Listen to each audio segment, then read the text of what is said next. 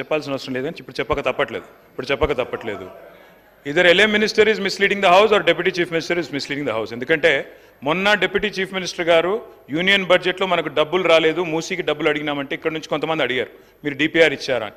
వెంటనే ఆయన ఒక పుస్తకం చూపెట్టి మేము డిపిఆర్ కూడా సమర్పించాము, మాకు డబ్బులు ఇవ్వలేదన్నారు. ఇప్పుడేమో ఎల్ఏ మినిస్టర్ ఏమంటున్నారు, డిపిఆర్ ఇంకా తయారు కాలేదే అంటున్నారు. మరి వాళ్ళకే పొంతన లేదు ప్రభుత్వంలో. నేను ఒకటే అంటా ఉన్నా అధ్యక్ష, ఎన్ని వేల కోట్లు డిపిఆర్ అయినాక పెట్టండి, హౌస్లో పెట్టండి, డిపిఆర్ మొత్తం అయినాక పెట్టండి, చర్చ పెట్టండి. వెంకరెడ్డి గారు కూడా అన్నారు మీరు అడ్డుకోవద్దు, మాకేం లేదు సార్, 1,50,000 కోట్లు ఖర్చు అయినా సరే మీరు చేయండి, we welcome it, we are not opposing it. All we are saying is clarity ఇవ్వండి. నేను చెప్పలేదు సార్, ఇది ముఖ్యమంత్రి గారి స్టేట్మెంట్. నేనేదో ప్లకార్డులు తీసుకురాలేదు శ్రీధర్ బాబు గారు, ముఖ్యమంత్రి గారి ప్రకటన తీసుకొచ్చినా. అది కూడా ఆంధ్రజ్యోతి పత్రికలు ఏం రాసిండ్రు, 1,50,000 కోట్లతో మూసీ అభివృద్ధి అనే హెడ్డింగ్తో ఆంధ్రజ్యోతి పత్రిక రాసింది. రాసినలో ఏం చెప్పిన అధ్యక్ష, ప్రపంచ స్థాయి పర్యాటక ప్రాంతంగా చేస్తాం, విశ్వనగరంగా చేరుస్తాం, ఎక్కడి నుంచి ఎవరొచ్చినా హక్కున చేర్చుకుంటాం అని సీఎం రేవంత్ రెడ్డి అన్నారు. నేనేమంటున్నా, నేను అనేదల్లా ఒకటే, మా ప్రభుత్వం ఉన్నప్పుడు 100% ఎస్టీపీల ట్రీట్మెంట్ కోసం, ఇప్పుడు ఎంఎన్యూడి మీ దగ్గరే ఉంది చీఫ్ మినిస్టర్ గారు, 3,866 కోట్ల రూపాయలతో, ఎందుకంటే హైదరాబాద్లో ఉత్పత్తి అయ్యే సివరేజ్ 2,000 MLD, మేము ఆనాడే 2,000 MLD కెపాసిటీకి 100% ఎస్టీపీలు పూర్తి చేసే విధంగా ప్రణాళిక రూపొందించిన. మీరు మొన్నబోయి ఒకటి ఓపెన్ చేసిండ్రు, ఉప్పల్లో నల్ల చెరువు ఎస్టీపీ మీరు మొన్నబోయి ఓపెన్ చేసిండ్రు. సరే పని మేము చేసినాం, రిబ్బన్ మీరు కట్ చేసినారు, సంతోషం. కానీ మిగతా ఎస్టీపీలు కూడా బ్రహ్మాండంగా పూర్తి చేసినాము. నేను ముఖ్యమంత్రి గారిని అడిగేది ఒకటే, మరి ఎస్టీపీలు 100% అయిపోయిన తర్వాత అంచనా ఖర్చులు ఈ రకంగా పెరుగుతున్నాయంటే నేను వారిని ఒకటే అంటా ఉన్నా, ప్రభుత్వం రిపీటెడ్గా అంటది అధ్యక్ష. ఏమంటారు అధ్యక్ష వీళ్ళు, కాళేశ్వరం ప్రాజెక్టు 1,00,000 కోట్లు ఏటీఎం అయిపోయింది అని మాట్లాడతారు అధ్యక్ష. గల్లీ నుంచి ఢిల్లీ దాకా ఒకటే లొల్లి అధ్యక్ష. నేను వారిని అడుగుతున్నా అధ్యక్ష, మరి 18 లక్షల ఎకరాలకు నీళ్ళిచ్చే కాళేశ్వరం మీద 94,000 కోట్లు ఖర్చు పెడితే గగ్గోలు. ఉత్తమ్ కుమార్ రెడ్డి గారేమో 1,47,000 కోట్లు ఖర్చు అవుతుంది కాళేశ్వరం. 18 లక్షల ఎకరాల స్థిరీకరణ, 18 లక్షల ఎకరాల కొత్త ఆయకట్టిచ్చే ప్రాజెక్టుకు 1,47,000 కోట్లు అయితేనేమో గగ్గోలు పెడతారు. మరి నేను అడుగుతున్నా అధ్యక్ష, మూసీ సుందరీకరణ విషయంలో ఈ మూసీ ప్రాజెక్టుతో మురిసే రైతులెందరూ, నిల్వ ఉంచే టీఎంసీలెన్ని, సాగులోకి వచ్చే ఎకరాలెన్ని, పెరిగే పంటల దిగుబడి ఎంత, తీర్చే పారిశ్రామిక అవసరాలు ఎంత, కొత్తగా నిర్మించే రిజర్వాయర్లు ఎంత, ప్రజలకు కలిగే లాభం ఎంత, సృష్టించే ఆదాయం ఎంత, తప్పకుండా చెప్పాలా. ముఖ్యమంత్రి గారు పాలమూరు బిడ్డ అని చెప్తారు అధ్యక్ష. వారు నేను అడుగుతా ఉన్నా, పాలమూరులో మొత్తం రిజర్వాయర్లు మేము కట్టినాం, వట్టెము కరివేన మొత్తంగా ఉద్దండాపూర్ దాకా అన్ని రిజర్వాయర్లు కంప్లీట్ చేసినాం. ఒక పంప్ ఆన్ చేసిన 31 పంపుల్లో. ముఖ్యమంత్రి గారు నేను అడుగుతున్నా, చివరి దశలో ఉన్న ప్రాజెక్టును కోల్డ్ స్టోరేజ్ లో పెట్టకండి, ముందుకు 5 minutes లో కంక్లూడ్ చేస్తాను, వాళ్ళు డిస్టర్బ్ చేస్తున్నారు సార్.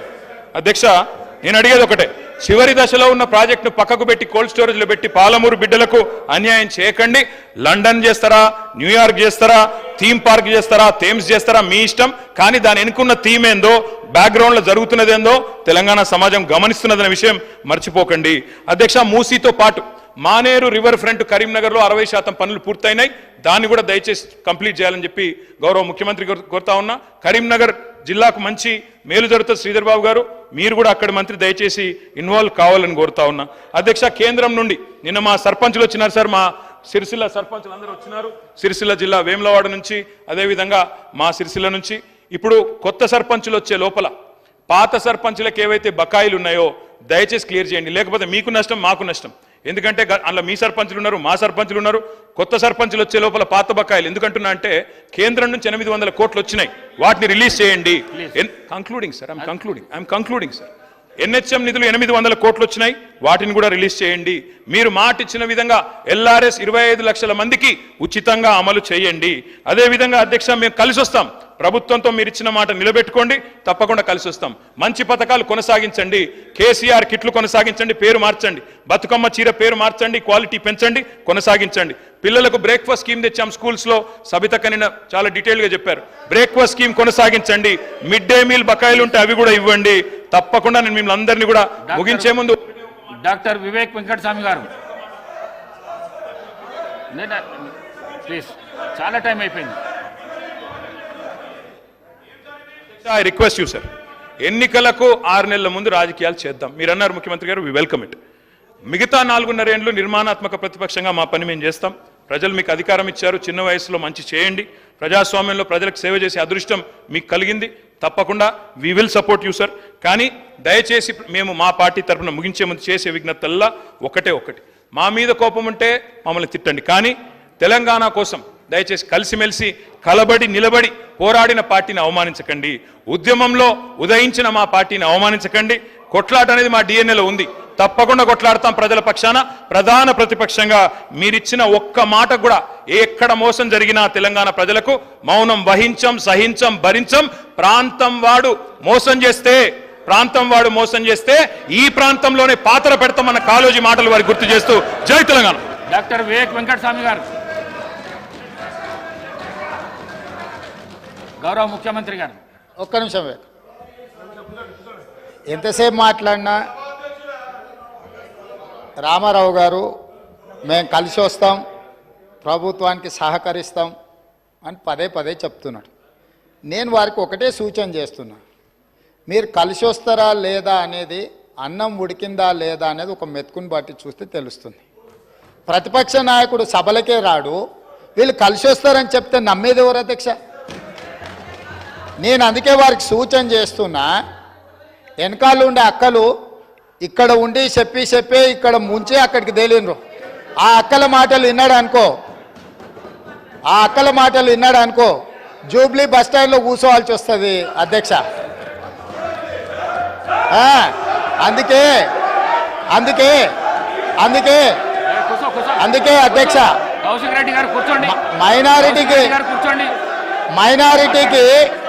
మైనారిటీకి మంత్రి ఇవ్వలేదన్నాడు. 2014 నుంచి 2019 వరకు ఒక్క మహిళకు కూడా మంత్రి పదవి ఇవ్వలేదు అధ్యక్ష. 5 సంవత్సరాలు ఒక్క మహిళకు కూడా మంత్రి పదవి ఇవ్వకుండా ఈ ప్రభుత్వాన్ని, ఆనాడు ప్రభుత్వాన్ని నడిపి ఈ రోజు వచ్చి మైనారిటీలకు ఇవ్వలేదని ముసలి కన్నీరు గారుస్తారు అధ్యక్ష. కాబట్టి దయచేసి అన్ని విషయాలు మాకు తెలుసు, సహకరించేది ఉంటే ప్రతిపక్ష నాయకుడిని వచ్చి సభలో కూర్చోమని చెప్పుండ్రు అధ్యక్ష. వివేక్ గారు మళ్ళీ వెళ్ళకు రాకండి. వివేక్ గారు ఈ ప్రాక్టీస్ మంచిది కాదు. మళ్ళీ వెళ్ళకు రాకండి. కొత్త సభ్యులకు ఇది నేర్పించకండి. మీరు సభా మర్యాదలను కాపాడండి. మీరు వెళ్ళండి. మీరు పల్లా రాజేశ్వర్ గారు మీరు వెళ్ళండి ప్లీజ్. మీరు వెళ్ళండి. సభా మర్యాదలను కాపాడండి. మీరు వెళ్ళండి. కూర్చోండి ప్లీజ్. కూర్చోండి.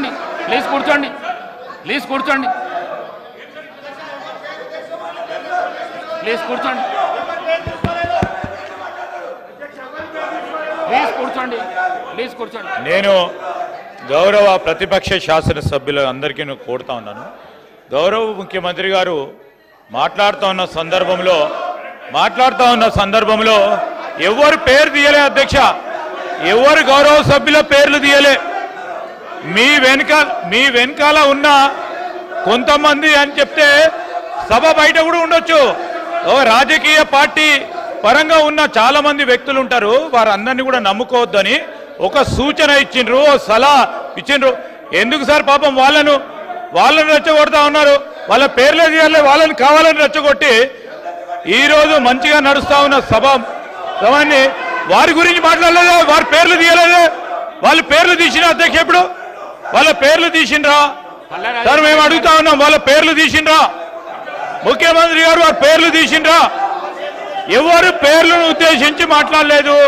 వారి పట్ల మాకు కానీ మా ముఖ్యమంత్రి గారు కానీ గౌరవం ఉంది, వారి గురించి మాట్లాడలేదు. ఎందుకు సార్?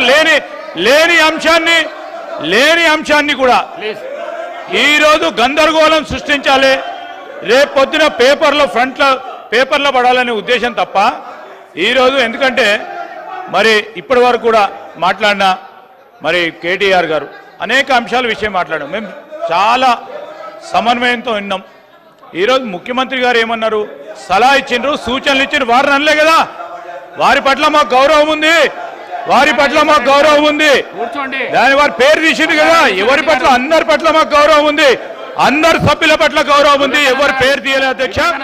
దయచేసి మా కాంగ్రెస్ పార్టీ శాసనసభ్యులు కూడా డాక్టర్ వివేక్ గారు కూడా మాట్లాడేది ఉంది, బీజేపీ వారు మాట్లాడేది ఉంది, ఎంఐఎం వారు మాట్లాడేది ఉంది, సిపిఐ వారు మాట్లాడేది ఉంది.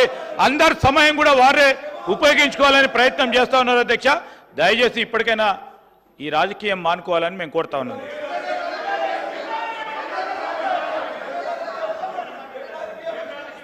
అధ్యక్ష, మొన్న వీళ్ళు గవర్నర్ను కలిసి కాంగ్రెస్ పార్టీలో వచ్చిన ఎమ్మెల్యేల మీద అనర్హత వేటు వేయాలని చెప్పారు.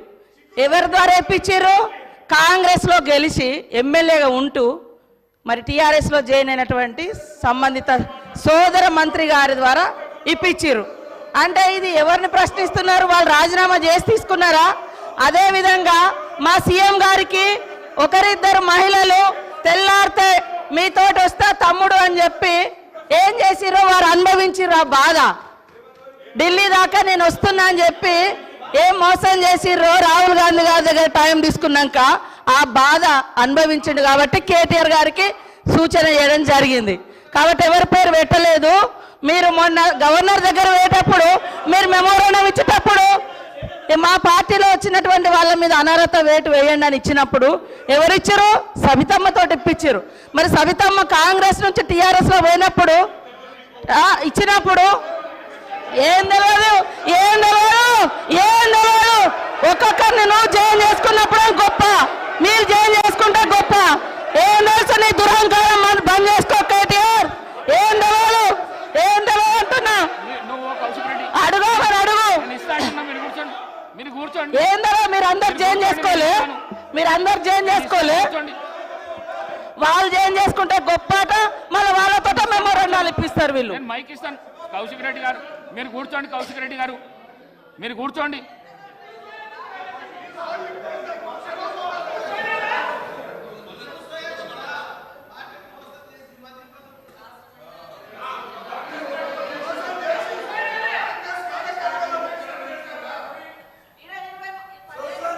అనుభవించారు. మళ్ళీ అదే కాంగ్రెస్ విధానాల మీద తిడుతుంటే వాళ్ళిద్దరు చప్పట్లు కొట్టడం ఎంతవరకు కరెక్ట్ అధ్యక్ష? ఇప్పుడు కాంగ్రెస్ పార్టీలో 10 ఏళ్ళు మంత్రులుగా చేసిర్రు. మరి 70 ఏళ్ళ కాంగ్రెస్ విధి విధానాలు తెలిసే వాళ్ళ పదవులలో కొనసాగినప్పుడు మళ్ళీ కాంగ్రెస్ని తిడుతూ ఉంటే రోజు ఇట్లా కొడుతూ ఉంటారు. అది కరెక్టా అధ్యక్ష? అది కరెక్టా? నేను అందుకనే మేమెప్పుడు కూడా ఒకటి కట్టుబడి ఉన్నాం అధ్యక్ష. మంచికి బాధ్యత మాదే, చెడుకు బాధ్యత మాదే అట్లున్నప్పుడు. కానీ మంచి వాటికి మేము గొప్పవాళ్ళం, చెడ్డ వాటికి మాకు సంబంధం లేదు అని చెప్పుకునే కల్చర్ మాకు లేదు. అప్పుడు కూడా అదే చెప్పినాం. మేము పాత వాటిలలో మేము ఉన్నప్పుడు మా బాధ్యత ఉంటే మేమే బాధ్యులమని చెప్పుకున్నాం. కానీ మీ లెక్క తిడతా అంటే చప్పట్లు కొట్టే సంస్కారం మాకు లేదు అధ్యక్ష. కూర్చోండి please please please please. Srinivas గారు, రామచంద్ర నాయక్ గారు ప్లీజ్. గౌరవ ముఖ్యమంత్రి గారు ఎవ్వరు పేరు పెట్టి పిలవలేదు. దానికి సభా మర్యాదలు కాపాడవలసిన విషయం మీకు కూడా చెప్తున్నా. నేను ఎవరు పేరు పెట్టి పిలవలేదు. సభానాయకుడు ఎవరు పేరు పెట్టి పిలవలేదు.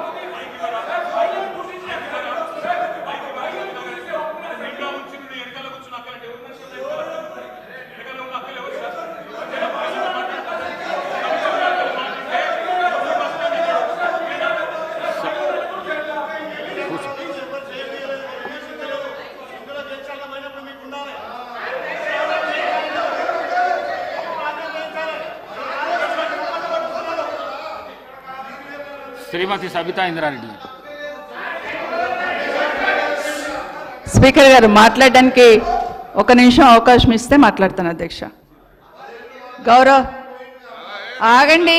రన్నింగ్ కామెంటరీ ఎందుకు? మళ్ళీ మాట్లాడుతున్నాం కదా, మీరు ఇంతసేపు చెప్పారు. మాట్లాడుతున్నాం కదా, ముఖ్యమంత్రి గారు మాట్లాడతారా? ముఖ్యమంత్రి గారు చెప్తున్నాం కదా. మేడం గారు ఈ రోజు ముఖ్యమంత్రి గారు ఎక్కడికి వచ్చారు? ఏ పార్టీలకు వెళ్ళి వచ్చారు? ఏ పార్టీలో చేరిండ్రు? మేడం గారు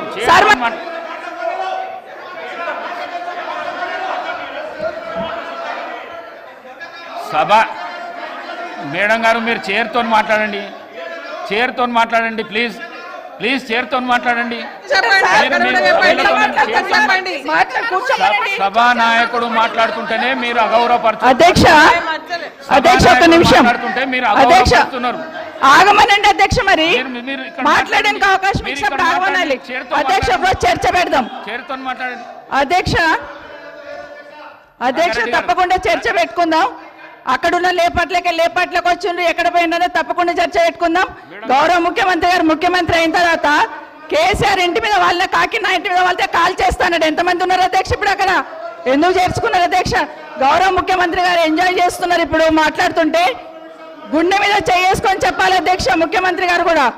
ఆ రోజు నేను అక్కగానే ఆశీర్వదించిన, ఆ రోజు పార్టీలోకి వస్తున్నప్పుడు ఒక అక్కగా ఆశీర్వదించిన, బాబు నువ్వు చాలా పెద్దగా ఎదుగుతావు, ఈ రాష్ట్రానికి ముఖ్యమంత్రి అవుతావు, రాయి పార్టీలకని ఆహ్వానించిన నేను. ఈ రోజు మరి నన్నెందుకు కక్ష తీర్చుకుంటున్నాడు నాకు అర్థమైతలేదు. ప్రతిసారి ప్రతి అసెంబ్లీలో ఒక్క నిమిషం ఆగండి చెప్పనియండి. ఒక ఆడబిడ్డకు బాధ అవుతుంటే వినే స్థితిలో లేరా? మీరు ఎందుకు నన్ను టార్గెట్ చేసిండు? మాట్లాడి చెప్పండి అధ్యక్ష, ముందు కంట్రోల్లో పెట్టండి అధ్యక్ష. అధ్యక్ష ముఖ్యమంత్రి గారు ఒక మాట అన్నారు కేటీఆర్ గారిని, నీ వెనక కూర్చున్న అక్కలను నమ్ముకోవద్దు, మోసం చేస్తున్నాను. ఏం మోసం చేసినాం అధ్యక్ష? ఏం ముంచినాం అధ్యక్ష? ఈయనను ముంచినాం అధ్యక్ష. ఈయనను బతిన్లాడి పార్టీలోకి రా తమ్ముడు అని చెప్పి, నువ్వు వస్తే భవిష్యత్తులో ఈ పార్టీకి నువ్వు ఆశాకిరణం అవుతావు అని చెప్పి పార్టీలోకి ఆహ్వానించినా లేదా గుండె మీద చేసుకొని చెప్పమనండి అధ్యక్ష. ఎందుకు టార్గెట్ చేస్తున్నావు? ఏం మోసం చేశాం? ఇప్పుడు కాదు అధ్యక్ష, ఎలక్షన్లు వచ్చినప్పుడు కూడా నా కాన్స్టిట్యూన్సీ అట్లే అన్నారు అధ్యక్ష. సభదాకా పొద్దున ఒక మాట మాట్లాడుతుంది. ఏం మాట్లాడినాం? పొద్దున ఒక మాట, రాత్రి ఒక మాట. ఎవరిని అవమానిస్తున్నావు ఒక్కసారి ఆలోచించండి ముఖ్యమంత్రి గారు. ఎందుకు అవమానిస్తున్నావు? ఎందుకు కక్ష? ప్రతిసారి టార్గెట్ చేస్తున్నావు. ఈరోజు ఏం మోసం చేసినాం? మేము ఆడబిడ్డలం విత్డ్రా చేసుకోవాలి అధ్యక్ష.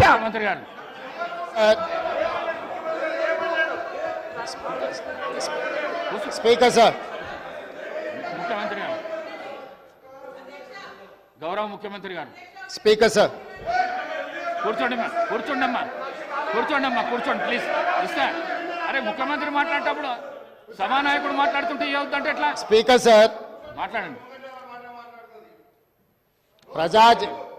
ప్రజా జీవితంలో ఉన్నప్పుడు వ్యక్తిగత సంభాషణ ఉంటుంది, ప్రజా జీవితంలో చర్చ ఉంటుంది. సబితక్క ఈరోజు నేను నిన్ను కాంగ్రెస్ పార్టీలోకి రమ్మన్నా, పెద్ద లీడర్ అవుతావు అని చెప్పినా, పార్టీకి నీకు భవిష్యత్తు ఉంటుందని చెప్పినా అని చెప్పింది. అది వాస్తవం. కానీ ఇంకొక విషయం, ఇది మా ఇద్దరి మధ్యలో వ్యక్తిగతంగా జరిగింది. వ్యక్తిగతంగా జరిగిన చర్చని ఈరోజు సబితక్క సభలో పెట్టింది కాబట్టి దీని కొనసాగింపుగా జరిగిన కొన్ని చర్చలు కూడా నేను సభలోనే చెప్పాలి.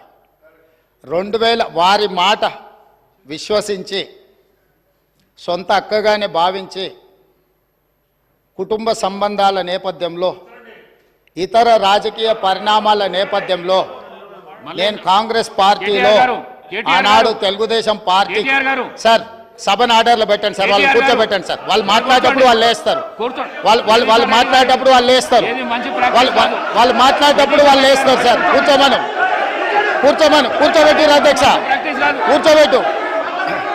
కూర్చోబెట్టిరు అధ్యక్ష వాళ్ళని. కౌశిక్ రెడ్డి గారు కేటీఆర్ గారు కూర్చోబెట్టిరు అధ్యక్ష. కూర్చోండి ప్లీజ్ మీరు కూర్చోండి. మీరు గౌరవ సభ్యులు మీరు మాట్లాడుతూ ఇప్పుడు కూర్చోబెట్టిరు అధ్యక్ష. సభ్యులు అడిగిన దానికి జవాబు అయితే ఇవ్వాలి కదా. కూర్చోండి మీరు